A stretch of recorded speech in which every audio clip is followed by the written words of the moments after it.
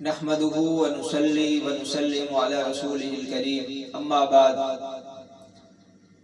ایک آدمی پوچھنے لگا کہ تبلیغ کو فنڈ کہاں سے ملتا ہے؟ ابھی جب سے سعودی عرب نے تبلیغی جماعت پر پابندی لگائی ہے تو چند احباب کہنے لگے اب تو تبلیغ کے کام میں بڑا نقصان ہوگا۔ میں نے پوچھا کیوں؟ کہنے لگے عرب لوگ تو بڑی فنڈنگ کرتے تھے اور بڑا سپورٹ کرتے تھے۔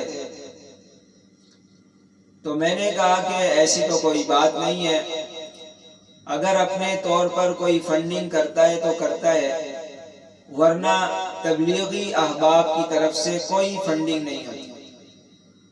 لوگوں کے جو ذہن میں یہ ہے کہ یہ لوگ جو جماعتوں میں نکلتے ہیں 40 دن کے لیے، 4 مہینے کے لیے، پورے 1 سال کے لیے، پھر باہر ملک جاتے ہیں 1 سال کے لیے، 7 مہینوں کے لیے، لاکھوں روپے کا خرچ ہوتا ہے، لگتا ہے کہ تبلیغ والے ان کو پیسہ دیتے ہیں۔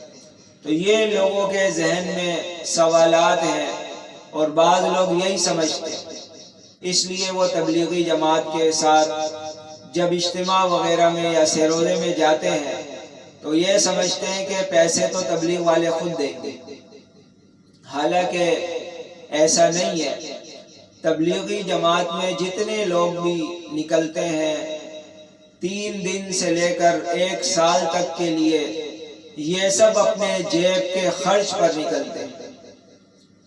لہذا تبلیغ کے اندر مال بھی اپنا، جان بھی اپنی، وقت بھی اپنا، صلاحیت بھی اپنی، ان 4 چیزوں کا استعمال ہوتا ہے۔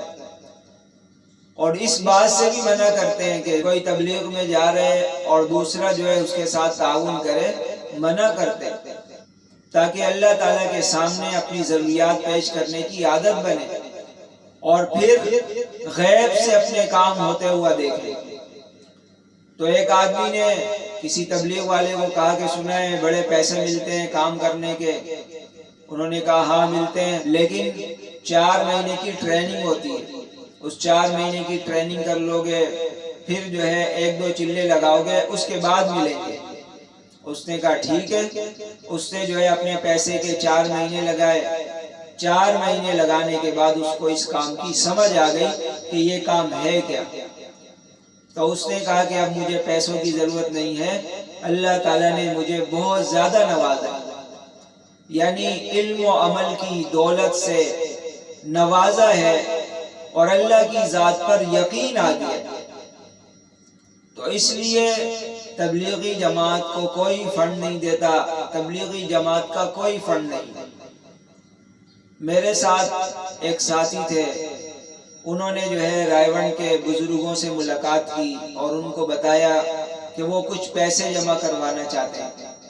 تو انہوں نے کہا کہ اور بھی بہت سارے ضرورت مند لوگ ہیں، وہاں پر جا کے خرچ کر دیں، یہاں تبلیغی جماعت میں فنڈ جمع نہیں ہوتا۔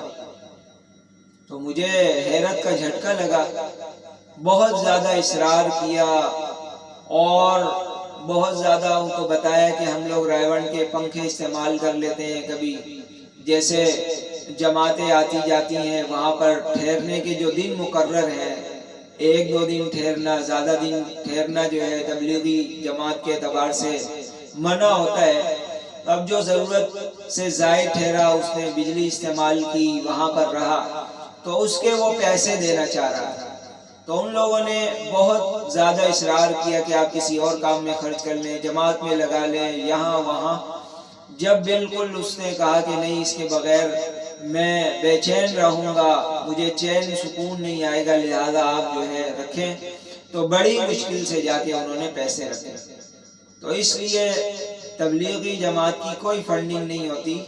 انشاءاللہ جس طرح یہ کام کا آغاز ہوا بے سر و سامانی کے عالم میں، بغیر کسی کا محتاج بن کر، اور اللہ کے فضل و کرم سے آج بھی وہ اسی طرز پر آب و تاب کے ساتھ جاری ہے اور انشاءاللہ جاری و ساری رہے گا۔ اللہ تعالی ہم سب کو تبلیغی جماعت کی حقیقت سمجھنے کی توفیق نصیب فرمائے۔